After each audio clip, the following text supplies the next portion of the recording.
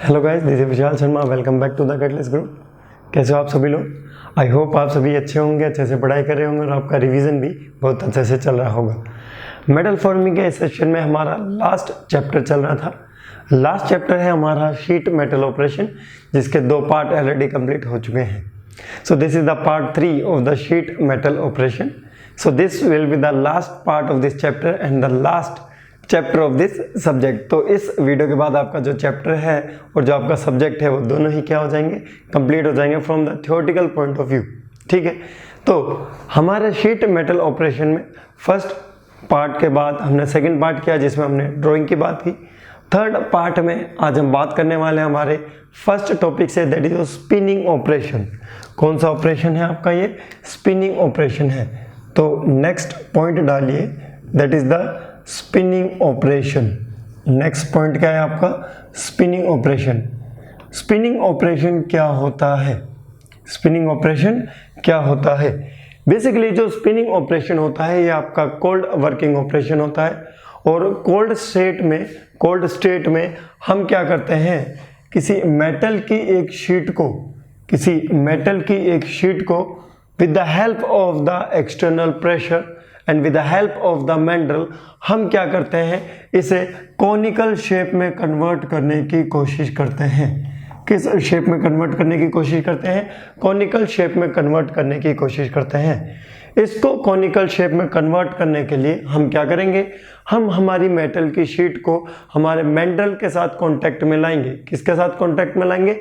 Mendel के साथ। Mendel के साथ कांटेक्ट में लाने के बाद हम उस मैंडल को रोटेट करेंगे और रोटेट होने के साथ साथ हम उस पर with the help of the एक रोलर की सहायता से एक्सटर्नल प्रेशर लगाएंगे और एक्सटर्नल प्रेशर लगाने से उसमें प्लास्टिक डिफॉर्मेशन होगा। कैसा डिफॉर्मेशन होगा? प्लास्टिक डिफॉर्मेशन होगा। तो आइए देखते हैं ये जो आपका स्पिनिंग ऑपरेशन है, इसका जो वर्किंग डायग्राम है वो कैसा नजर आता है।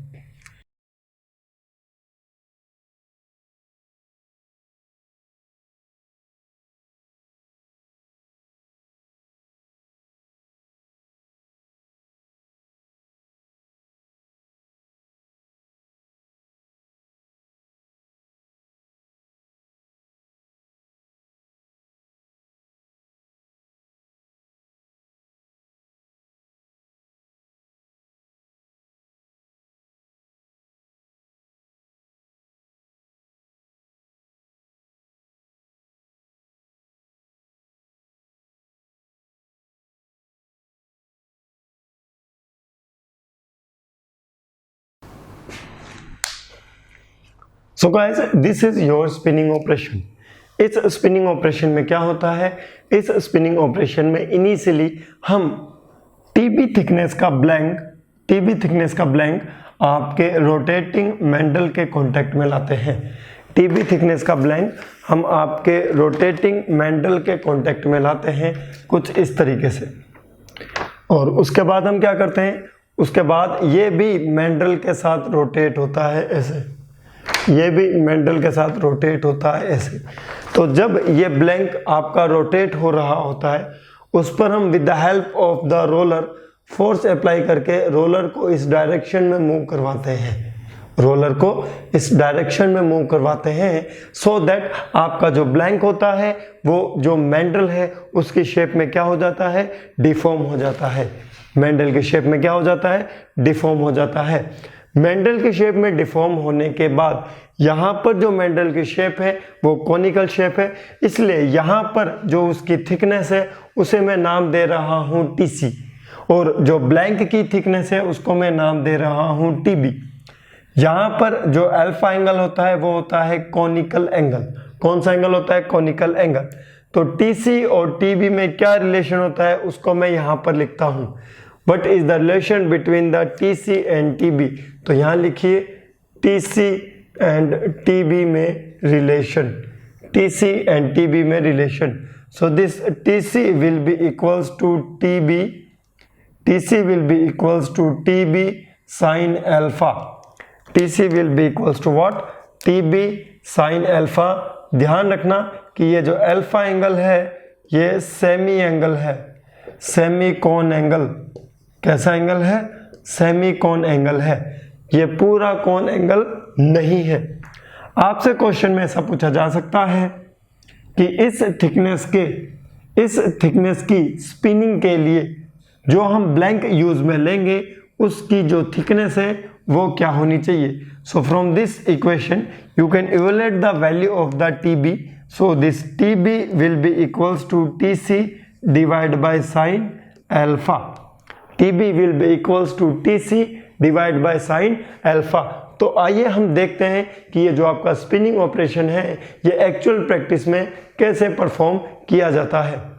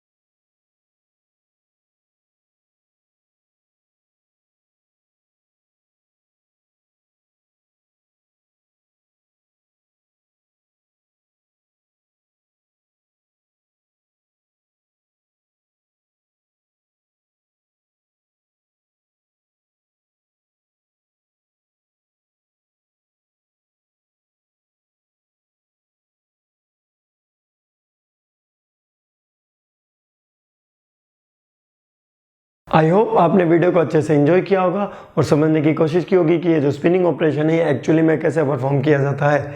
After spinning operation now come to the next type of the operation that is your HERF. It is very important from the examination point of view कि हर्फ ऑपरेशन क्या होता है। ये जो हर्फ ऑपरेशन होता है इसकी फुल फॉर्म होती है आपकी हाई एनर्जी, इसकी फुल फॉर्म होती है आपकी हाई एनर्जी रेट फॉर्मिंग। मतलब यहाँ पर हम बहुत ज़्यादा एनर्जी बहुत कम टाइम में रिलीज करके मटेरियल का करेंगे डिफॉर्मेशन। तो ध्यान रखिएगा यहाँ पर होगी आपकी हाई एनर्जी और इस हाई एनर्जी का यूटिलाइजेशन होगा आपके बहुत ही कम टाइम पीरियड में। Utilization will be in very short period. इतने कम समय में यूटिलाइजेशन करने के लिए एनर्जी प्रोड्यूस करें तो कहाँ से करें। इतने कम समय में इतनी ज़्यादा एनर्जी के लिए हमारे पास एक मेथड होता है, वो होता है एक्सप्लोजन। वो क्या होता है? एक्सप्लोजन्स का यूज करके हम क्या कर सकते हैं? हाई एनर्जी को प्रोड्यूस कर सकते हैं। किसको प्रोड्यूस कर सकते हैं? हाई एनर्जी को। और इस हाई एनर्जी को हम करेंगे बहुत ही कम टाइम के लिए यूज, और बहुत ही कम टाइम के लिए यूज करने के बाद हम मटेरियल को प्लास्टिकली डिफॉर्म करेंगे।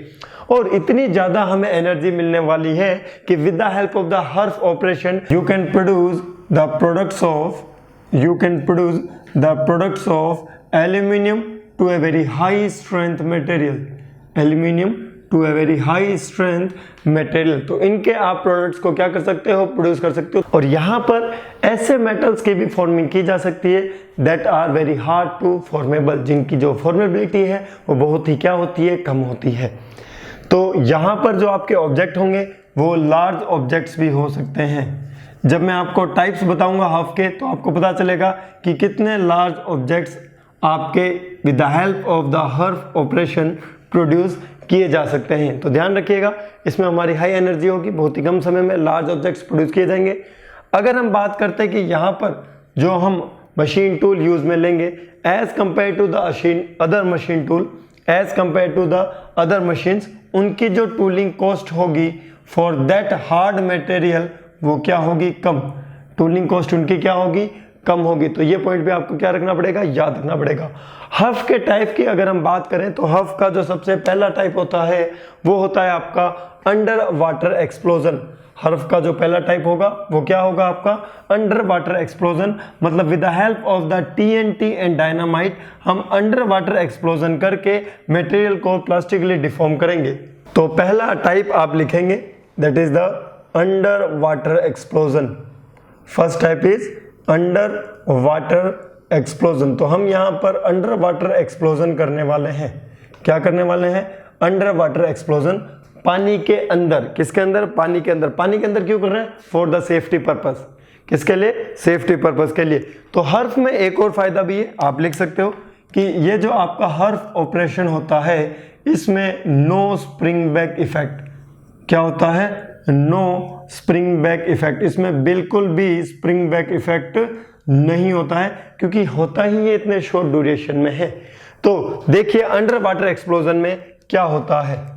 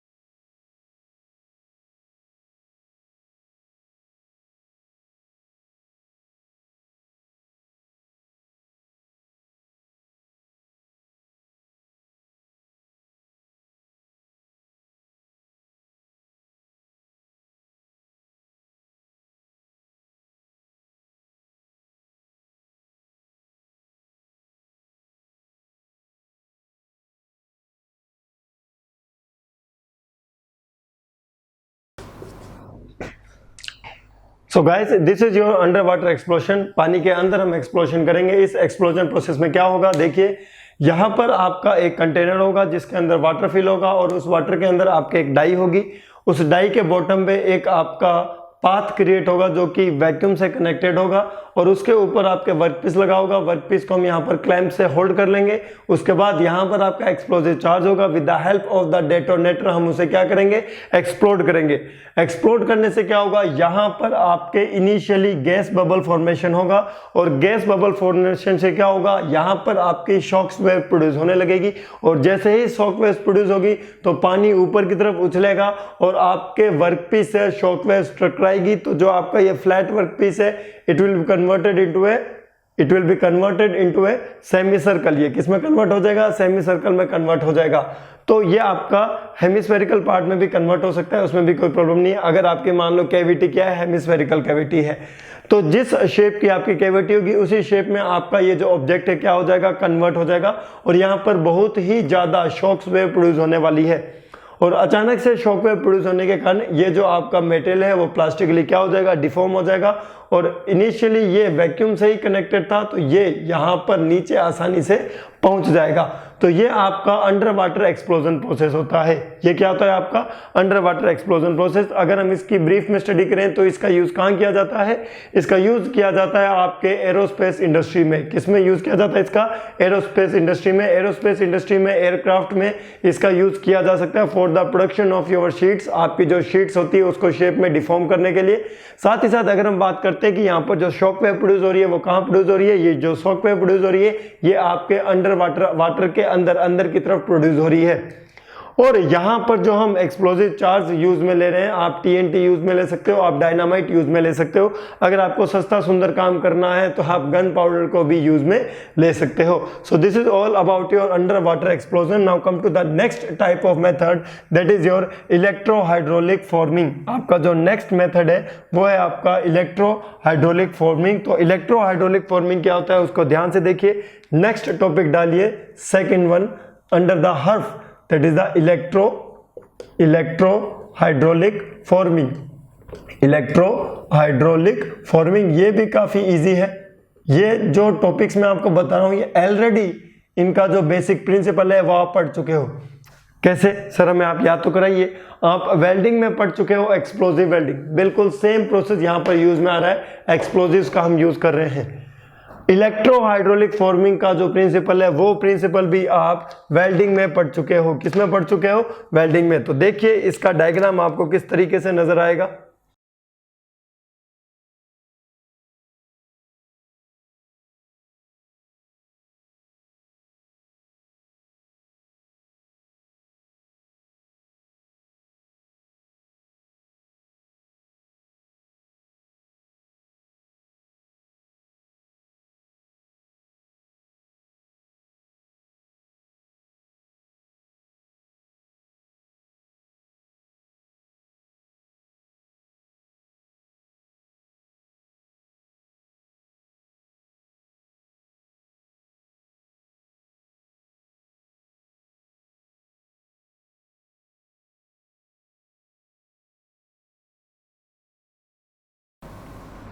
So guys, this is your electrohydraulic forming. Electrohydraulic forming में क्या होता है, हम कैपेसिटर बैंक और पावर सप्लाई का यूज करते हैं। कैपेसिटर का काम क्या होता है, कैपेसिटर का काम होता है इलेक्ट्रिकल एनर्जी को स्टोर करना। और ये इलेक्ट्रिकल एनर्जी को स्टोर कब करेगा, जब यहां पर आपके लगे होंगे दो स्विचेस। यहां पर आपके क्या लगे होंगे, दो स्विचेस लगे होंगे। जब ये स्विचेस कनेक्ट होंगे तो आपकी इलेक्ट्रिसिटी सप्लाई हो रही होगी, लेकिन जैसे ही आपका स्विच डिस्कनेक्ट होगा और इलेक्ट्रिकल एनर्जी आपके कैपेसिटर बैंक में जाएगी तो आपका कैपेसिटर आपकी इलेक्ट्रिकल एनर्जी को स्टोर करेगा up to the threshold voltage. एक ऐसी कंडीशन आएगी जब आपका कैपेसिटर में जो वोल्टेज है वो ज्यादा हो चुका होगा और उसके दूसरे टर्मिनल पर यहां पर आपका voltage as compare to the capacitor कम हो चुका होगा। इन दैट कंडीशन कैपेसिटर क्या करेगा, अपने अंदर जितनी भी इलेक्ट्रिकल एनर्जी स्टोर हुई है स्पॉन्टेनियसली उसको क्या कर देगा, ट्रांसफर कर देगा। एक ही स्पॉन्टेनियसली एक ही टाइम पर उसको क्या कर देगा, ट्रांसफर कर देगा। और अचानक से ट्रांसफर करने के कारण ये जो दो इलेक्ट्रोड होते हैं इन दोनों के बीच में स्पार्क प्रोड्यूस होगा, जैसा कि बिल्कुल आपके एसआई इंजन में स्पार्क प्रोड्यूस होता है। And because of this high spark what will happen, इस हाई स्पार्क के प्रोड्यूस होने से आपका ये जो मेटेरियल है ये क्या हो जाएगा, डिफॉर्म हो जाएगा।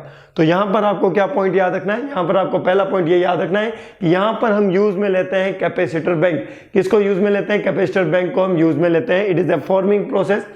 इस प्रोसेस में क्या होता है, आपके इलेक्ट्रोड्स के बीच में स्पार्क प्रोड्यूस होते हैं और स्पार्क प्रोड्यूस होने के कारण क्या होता है, जो एनर्जी का लेवल है वो इंक्रीज हो जाता है। और एनर्जी का लेवल इंक्रीज होने से जो आपका प्रेशर है वो क्या हो जाता है, वो भी इंक्रीज हो जाता है।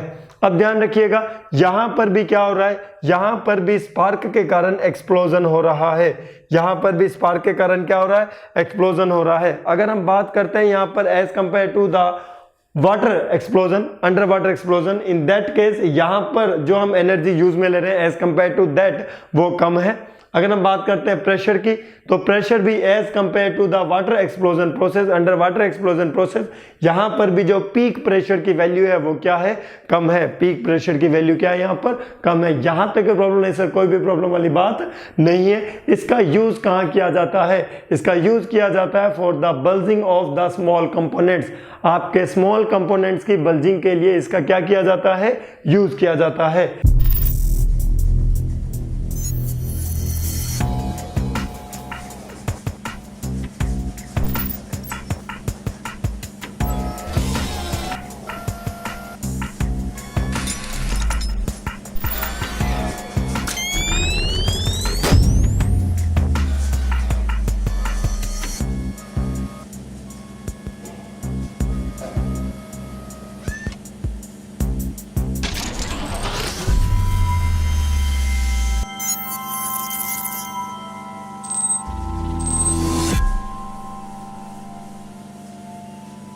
इसके बाद आपके प्रोसेस आता है इलेक्ट्रोमैग्नेटिक फॉर्मिंग। कौन सा प्रोसेस आता है, इलेक्ट्रोमैग्नेटिक फॉर्मिंग। उस इलेक्ट्रोमैग्नेटिक फॉर्मिंग को हम इलेक्ट्रोमैग्नेटिक फॉर्मिंग को मैग्नेटिक पल्स फॉर्मिंग भी कहते हैं। इलेक्ट्रोमैग्नेटिक फॉर्मिंग को मैग्नेटिक पल्स फॉर्मिंग भी कहते हैं। इसकी खास बात यह है कि यदि आपका वर्कपीस कंडक्टिव इन नेचर है, चाहे वो मैग्नेटिक ना हो, ध्यान से सुनिएगा मेरी बात, इलेक्ट्रोमैग्नेटिक फॉर्मिंग में जरूरी नहीं है कि आपका वर्कपीस मैग्नेटिक नेचर का हो। नाम से तो लगेगा हमें मैग्नेटिक होना चाहिए, लेकिन ये जरूरी नहीं है। अगर आपका वर्कपीस कंडक्टिव इन नेचर होगा तो भी आप with the help of the electromagnetic forming process आप उस पर फॉर्मिंग ऑपरेशन कर सकते हो। तो नेक्स्ट पॉइंट डालेंगे, that is the electromagnetic forming और magnetic pulse forming. Third process is electromagnetic forming. Electromagnetic forming, और इसे हम कभी कभी मैग्नेटिक पल्स फॉर्मिंग भी कहते हैं। क्या कहते हैं, magnetic pulse forming. Magnetic pulse forming, ये वाला जो ऑपरेशन है ये आपके मैग्नेटिक प्रिंसिपल पर वर्क करता है। और मैग्नेटिक प्रिंसिपल क्या होता है, according to the magnetic principle जो आपका इंड्यूस्ड करंट होता है वो इंड्यूसिंग करंट का रिपेल करता है। मतलब एक दूसरे का वो क्या करते हैं, रिपेल करते हैं। उसी प्रिंसिपल पर आपका वर्क करता है इलेक्ट्रोमैग्नेटिक फॉर्मिंग। तो आइए देखिए इसमें क्या होता है।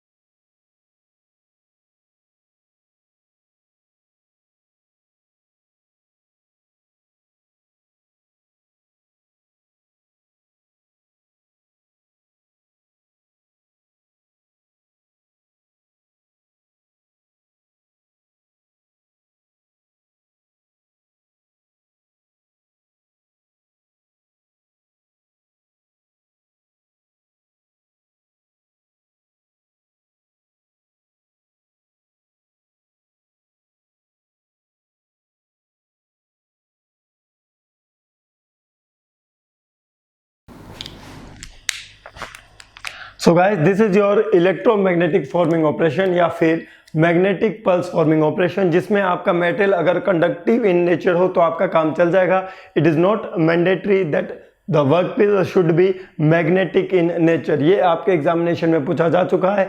इसमें हम क्या करते हैं, इसमें हम इलेक्ट्रोमैग्नेटिक फील्ड को प्रोड्यूस करके उसके प्रिंसिपल का यूज करके मेटल की फॉर्मिंग करने की हम कोशिश करते हैं।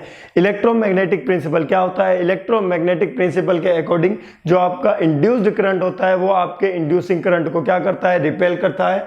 सेम एज यहाँ पर भी हम आपके कैपेसिटर बैंक का यूज करते हैं। किसका यूज करते हैं? कैपेसिटर बैंक का। और कैपेसिटर बैंक के फुल चार्ज होने के बाद वो आपका फुल करंट सप्लाई करता है आपके कॉइल के अंदर।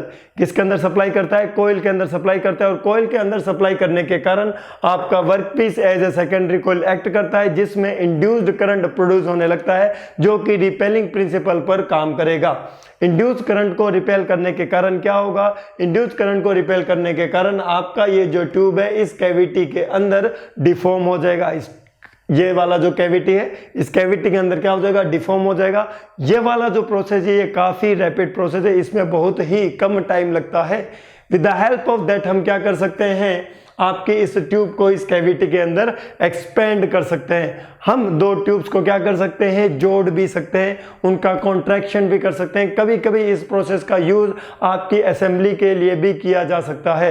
सो this is all about your electromagnetic forming process. इस इलेक्ट्रोमैग्नेटिक फॉर्मिंग प्रोसेस में जो आपका ऑब्जेक्ट है उसकी जो थिकनेस है उसकी थिकनेस कभी भी 1.25 mm से ज्यादा नहीं होनी चाहिए और 0.25 mm से कम नहीं होनी चाहिए। मतलब यहां पर जो थिकनेस है उसकी वैल्यू आपके 0.25 mm से आपकी 1.25 mm तक होनी चाहिए। और ये जो आपका प्रोसेस है ये काफ़ी रैपिड प्रोसेस है as compare to the other process. इसकी हेल्प से आप ट्यूब को एक्सपेंड कर सकते हो, जैसे कि मैंने यहाँ पर शो कर रखा है। उसी के साथ साथ आप दो ट्यूब्स को कॉन्ट्रैक्ट कर सकते हो, कॉन्ट्रैक्शन कर सकते हो उनकी असेंबली कर सकते हो आप, और उन दोनों को क्या कर सकते हो? जोड़ सकते हो। तो आप देख रहे होंगे कि इसका जो जनरली यूज किया जा रहा है वो ट्यूब्स के लिए किया जा रहा है। किसके लिए किया जा रहा है? ट्यूब्स के लिए किया जा रहा है। So this is all about the electromagnetic forming process. Now come to the next type of the forming process which is based on your principle of the IC engine. आपके आईसी इंजन के principle पर जो based है वो आने वाला है। अब आई होप उसको पढ़ने में तो आपको और ही ज़्यादा मज़ा आने वाला है, इंजॉय होने वाला है। जो आपका नेक्स्ट प्रोसेस है वो है आपका पेट्रोफोर्जिंग प्रोसेस। कौन सा प्रोसेस है? पेट्रोफोर्जिंग प्रोसेस। तो नेक्स्ट टॉपिक डालिए पेट्रोफोर्जिंग प्रोसेस। नेक्स्ट टॉपिक क्या है आपका? पेट्रोफोर्जिंग प्रोसेस। तो नाम ही है इसका पेट्रो, नाम ही है क्या इसका? पेट्रो। तो आइए देखते हैं ये आपको कैसा नजर आता है। तो आपको इस तरीके का पेट्रोफोर्जिंग प्रोसेस नजर आ रहा होगा। इस प्रोसेस में वही सेम अरेंजमेंट बताया गया है जो कि आपके आईसी इंजन में होता है। किस में होता है? आईसी इंजन में। तो अगर हम बात करते हैं हमारा आईसी इंजन कितने होते हैं जो हम जनरली यूज में लेते हैं, these are the two types, SI engine और सीआई इंजन। कौन से होते हैं? एसआई इंजन और CI engine. Spark ignition engine और आपका compression ignition engine. Spark ignition engine में स्पार्क की हेल्प से इग्निशन होता है और कंप्रेशन इग्निशन इंजन में आपकी कंप्रेस्ड एयर की हेल्प से because of that high temperature ignition होता है। तो जब भी इग्निशन होता है, क्या होता है? इग्निशन। तो इग्निशन होने से बहुत ही ज़्यादा energy at that time produce होती है और आपकी जो गैसेस है वो एक्सपेंड होती है और हमें मिलता है हमारा पावर स्ट्रोक। हमें क्या मिलता है? हमें पावर स्ट्रोक मिलता है। और जो पावर स्ट्रोक की जो वेलोसिटी होती है वो बहुत ही ज़्यादा, पावर स्ट्रोक की जो वेलोसिटी होती है और जो उसका एक्सीलरेशन होता है वो बहुत ही ज़्यादा होता है। और आपका जो पिस्टन होता है वो आपके टीडीसी से बीडीसी की ओर बहुत ही ज़्यादा हाई वेलोसिटी से मूव करता है। और इसी हाई वेलोसिटी का यूज करके हम मेटल में क्या करते हैं? डिफॉर्मेशन करते हैं और उसको प्लास्टिकली डिफॉर्म करके उस पर जो फॉर्मिंग ऑपरेशन है उसे किया जाता है। तो मेन रोल हमेशा ही यहाँ पर किसका रहेगा? पावर स्ट्रोक का रहेगा। और पावर स्ट्रोक हमें कब मिलता है? जब होता है इग्निशन। अगर बात करते हैं हम हमारी वेलोसिटी की तो यहाँ पर हमें 250 मीटर पर सेकंड तक की वेलोसिटी मिल सकती है। इतनी ज़्यादा वेलोसिटी मिलती है आपको आपके पावर स्ट्रोक में। किसमें मिलती है? पावर स्ट्रोक में। So this is all about the petroforging process. Now come to the next operation, that is the stretch forming. So guys, write down the next topic, that is the stretch forming. Stretch forming क्या होती है? Stretch forming मतलब हम किसी material को stretch करेंगे, उसे खींचेंगे और खींचने के बाद उसको हम डिजायर्ड शेप में कन्वर्ट करने की कोशिश करेंगे। तो आइए देखिए स्ट्रेच फॉर्मिंग में क्या होता है।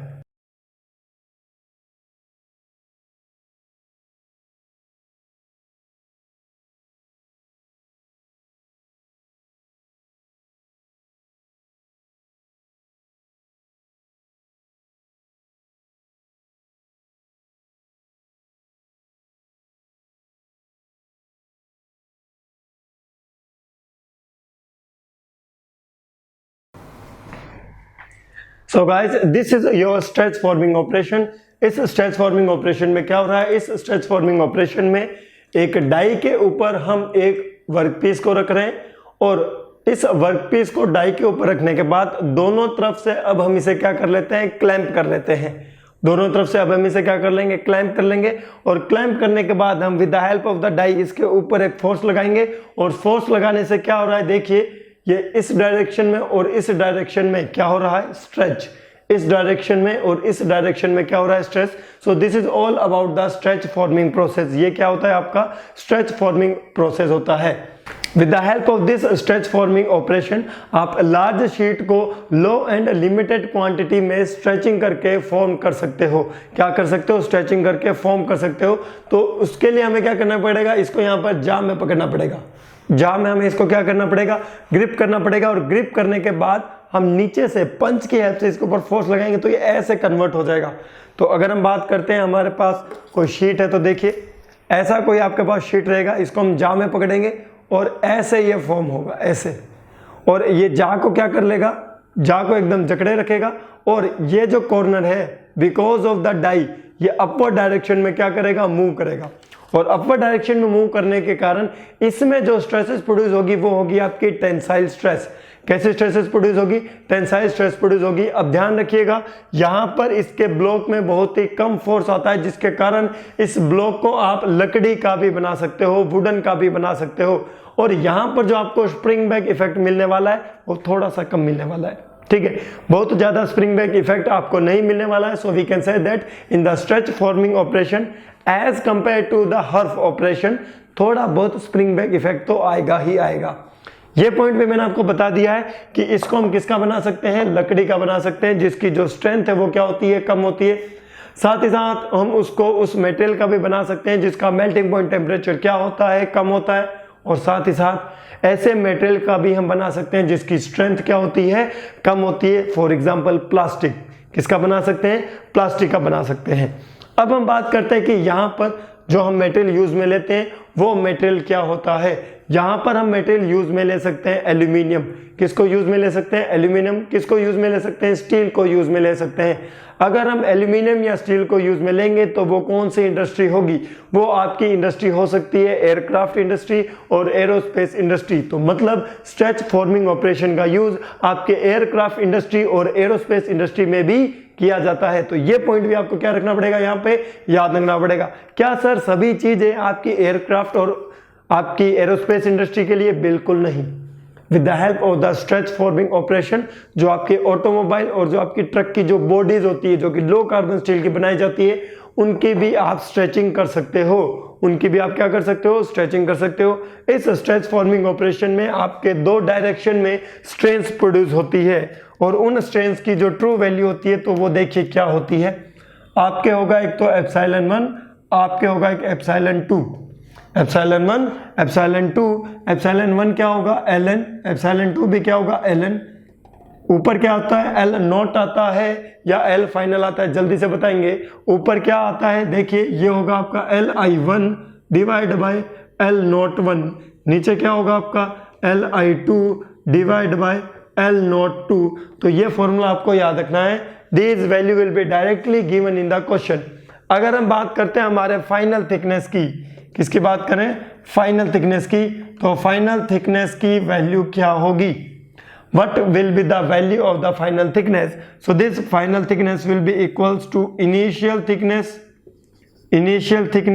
इस पे क्वेश्चन पूछा जा चुका है, इस फॉर्मूले को याद रखना जो अब लिख रहा हूं। Initial thickness divide by e raised to power epsilon 1 multiply with e raised to power epsilon 2. On the basis of that you can solve the question in which it is asking what will be the value of the final thickness if the epsilon 1 and epsilon 2 is given in the question. ध्यान रखिएगा question कैसा पूछा जाएगा, जिसमें epsilon 1, epsilon 2 और initial thickness given होगी, और initial thickness के साथ आप क्या कैलकुलेट कर पाएंगे, फाइनल थिकनेस की वैल्यू को। किसकी वैल्यू को कैलकुलेट कर पाएंगे, फाइनल थिकनेस की वैल्यू को। तो आइए देखते हैं स्ट्रेच फॉर्मिंग पर किस तरह का क्वेश्चन आपसे पूछा जा सकता है। तो देखिए किसका क्वेश्चन पूछा जा सकता है, इसको मैं रब करता हूं, फिर मैं क्वेश्चन लिखता हूं। जब तक मैं क्वेश्चन लिखूंगा आई होप आप उस क्वेश्चन को सोल्व कर चुके होंगे। सो राइट डाउन द क्वेश्चन। देखिए क्या है question. Question is a 1.5 mm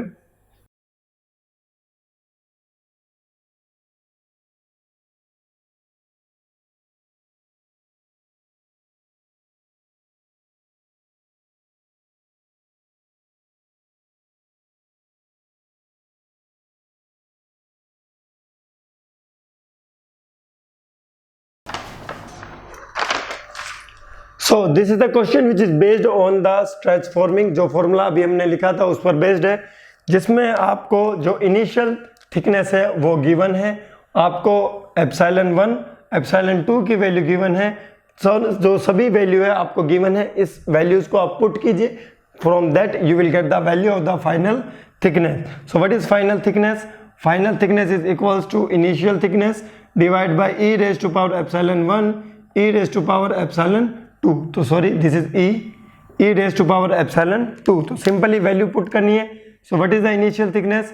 1.5 divide by e raise to power 0.05 multiply with e raise to power 0.09। तो इस तरीके से आप इस क्वेश्चन को आसानी से क्या कर सकते हैं, सॉल्व कर सकते हैं। तो यहाँ पर आपका ये जो स्ट्रेच फॉर्मिंग ऑपरेशन होता है कंप्लीट होता है। Next operation is the ironing operation.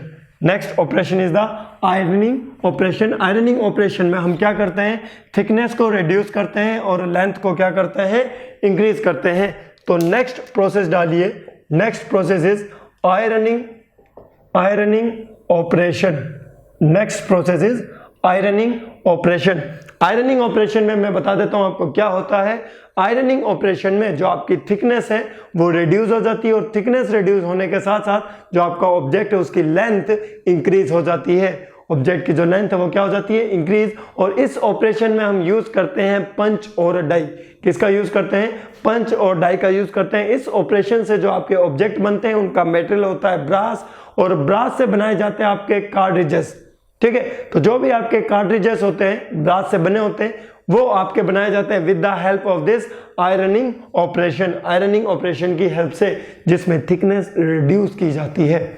अगर हम बात करते हैं हमारे स्मॉल कैंस की, जो कि आपके बीवरेजेस के लिए यूज में लिए जाते हैं, उनको भी आप with the help of the ironing operation बना सकते हो। तो आइए देखते हैं ये ऑपरेशन आपको कैसा नजर आता है।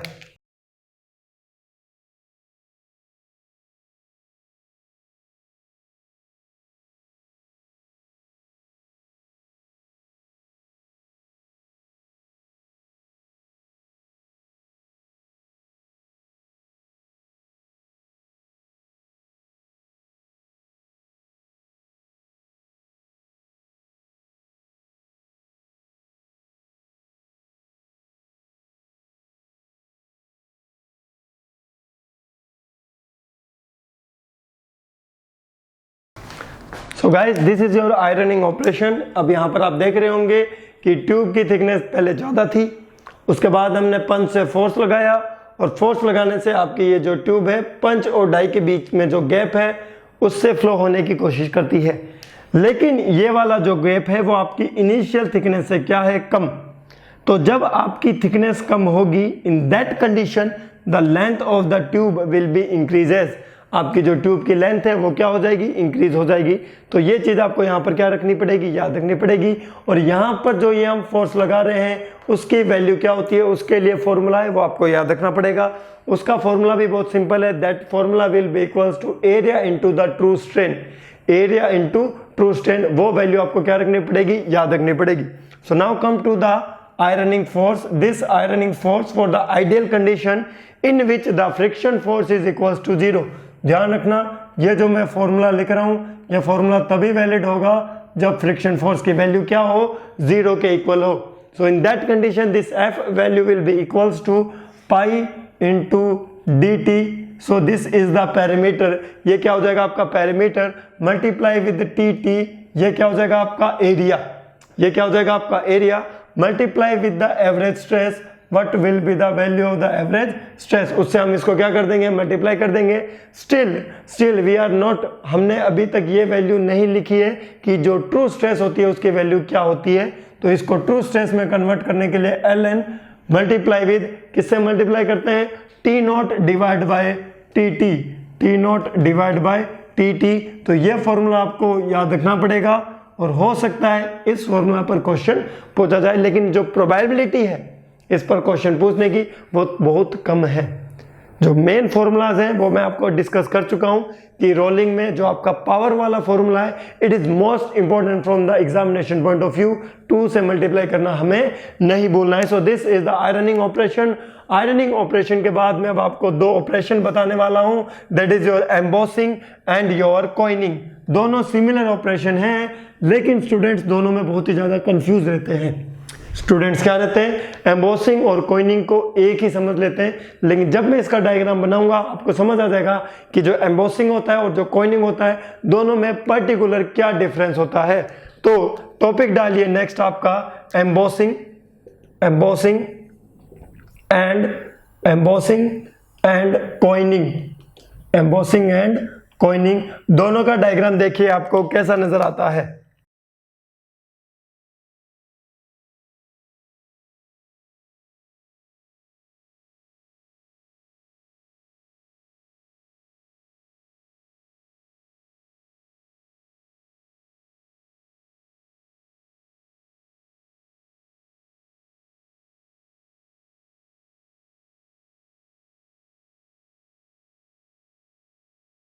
So this is your embossing and the coining operation. देखिए आपका जो एम्बोसिंग ऑपरेशन हो रहा है इसमें क्या हो रहा है, एम्बोसिंग ऑपरेशन में जो आपका जो थिकनेस है it will remain constant almost, almost जो थिकनेस में जो चेंज आएगा that will be equals to 0। ये आपका एक शैलो ड्राइंग ऑपरेशन है, तो ध्यान रखिएगा। What is embossing, embossing is a shallow drawing operation जिसमें आपके ऑब्जेक्ट की जो थिकनेस होती है इट विल रिमेन कांस्टेंट, लेकिन जो आपका कॉइनिंग ऑपरेशन होता है थिकनेस कांस्टेंट नहीं है। तो जब थिकनेस कांस्टेंट नहीं है तो मटेरियल का क्या हो रहा होगा, फ्लो हो रहा होगा, material will be flow.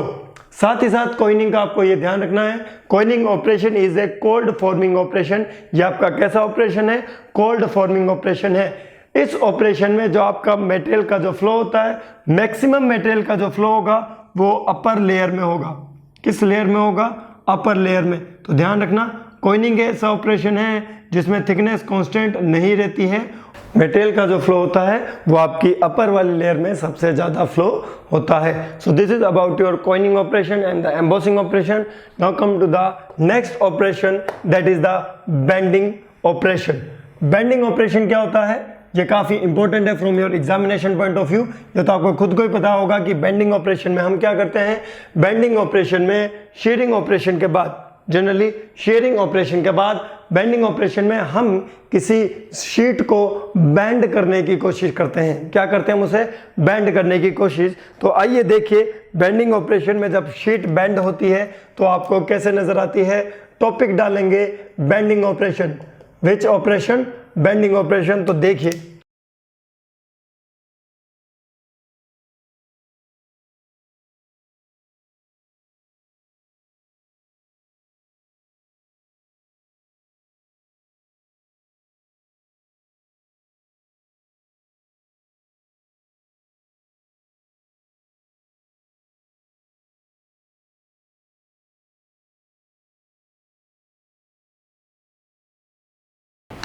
So guys this is your bending operation. इस बेंडिंग ऑपरेशन में हम क्या कर रहे हैं, किसी एक शीट को बेंड कर रहे हैं। तो ध्यान रखिएगा ये वाला एक स्ट्रेट पार्ट है और ये वाला एक स्ट्रेट पार्ट है और बेंडिंग हो रही है इस पोर्शन से लेके इस पोर्शन तक।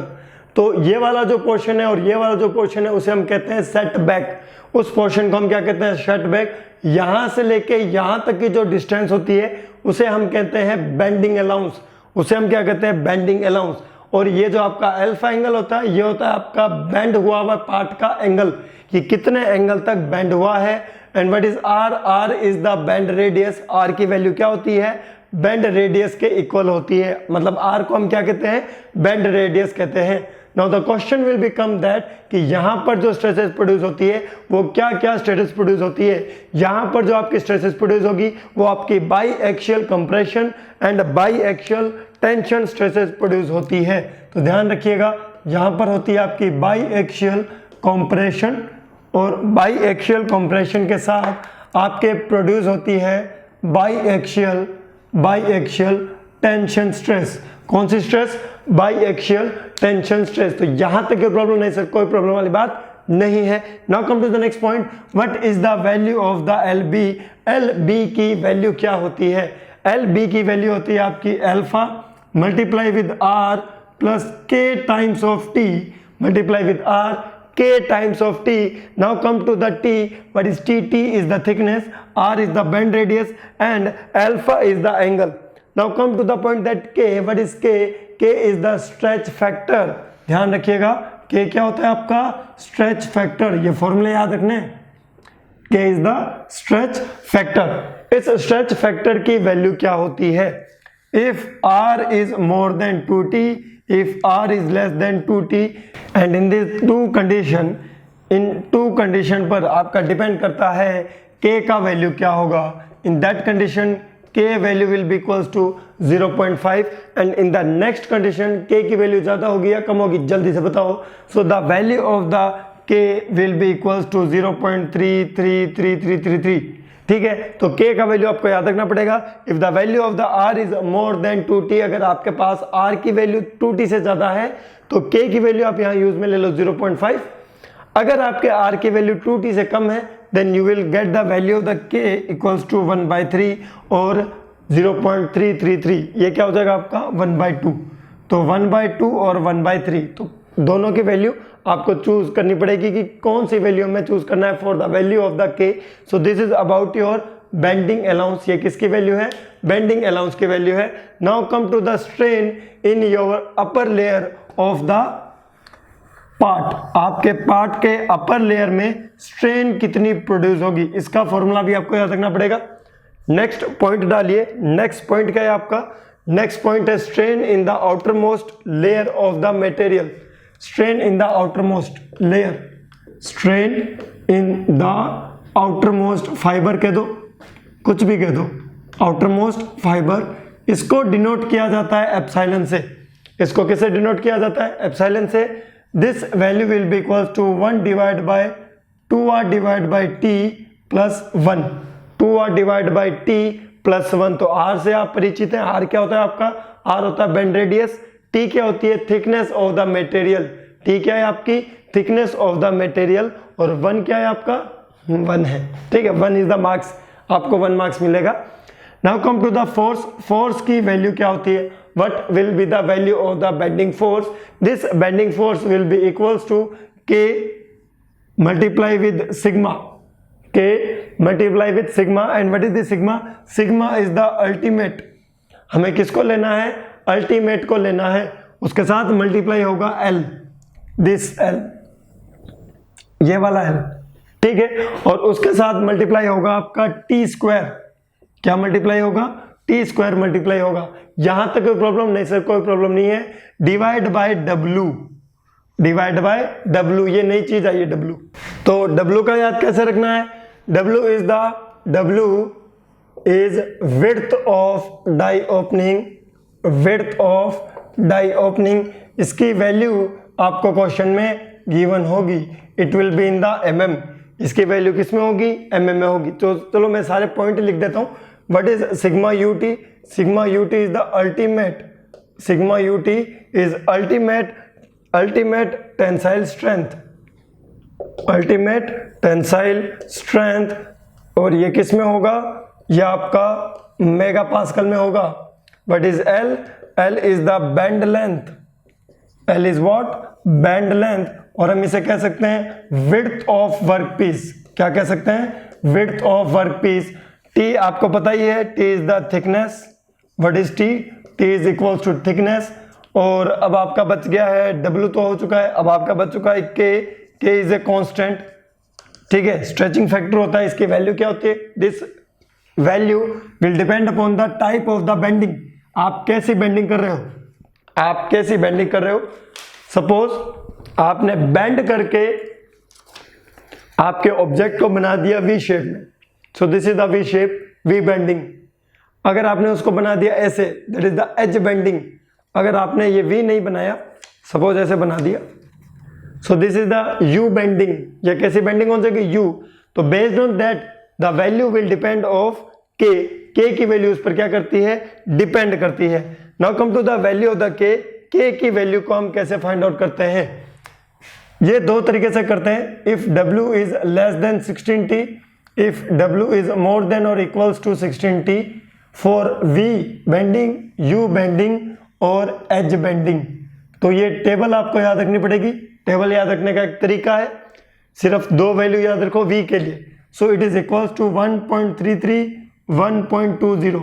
तो ये किसका वैल्यू है, ये K का वैल्यू है। V से U में जाने के लिए हम मल्टीप्लाई करेंगे 2 का, so it will B 2.66, multiply with 2 it will B 2.40। और एज में जाने के लिए हम क्या करेंगे, एज में जाने के लिए हम करेंगे डिवाइड 2 का, तो it will be equals to 0.66 divide 2 का, it will be equals to 0.6। तो यहां से आप जो K की वैल्यू उसको क्या रख सकते हो, याद रख सकते हो। Now come to the next operation, that is your spanking. दूसरा ऑपरेशन क्या है आपका, स्पैंकिंग है। स्पैंकिंग ऑपरेशन में हम क्या करते हैं, जब भी हम बेंडिंग करते हैं तो आपके पार्ट में ब्लजिंग हो सकती है। In order to overcome this हम क्या करते हैं, स्पैंकिंग ऑपरेशन करते हैं। तो नेक्स्ट पॉइंट डालेंगे स्पैंकिंग। नेक्स्ट पॉइंट क्या है आपका, स्पैंकिंग ऑपरेशन। देखिए ये बिल्कुल आपको ऐसे ही समझ आ जाएगा। देखो एक आपका वर्कपीस है ऐसा, ठीक है, इसको सिर्फ यहां से सपोर्ट है, यहां से सपोर्ट है, और आप यहां से उसकी बेंडिंग कर रहे हो। तो जब बेंडिंग करोगे तो यहां हो जाएगी उसकी ब्लजिंग, यहां क्या हो जाएगी इसकी ब्लजिंग। इसको ओवरकम करने के लिए हम क्या करेंगे, देखो हम नीचे से ऐसे रखेंगे, ऐसे देखो नीचे से हम रखेंगे ऐसे, आपका मटेरियल होगा ऐसे। अब उसकी हम क्या करेंगे, बेंडिंग। अब उसके हम क्या करेंगे, बेंडिंग, मतलब हम नीचे से अगर सपोर्ट प्रोवाइड कर देंगे तो उसमें ब्लजिंग नहीं होगी। तो इसके बारे में लिखो जल्दी से, इसके बारे में जल्दी से लिखो कि क्या ऑपरेशन होता है ये। During bending the area of the sheet under the punch, point लिखिए, during bending, during bending the area under the punch, under the punch has tendency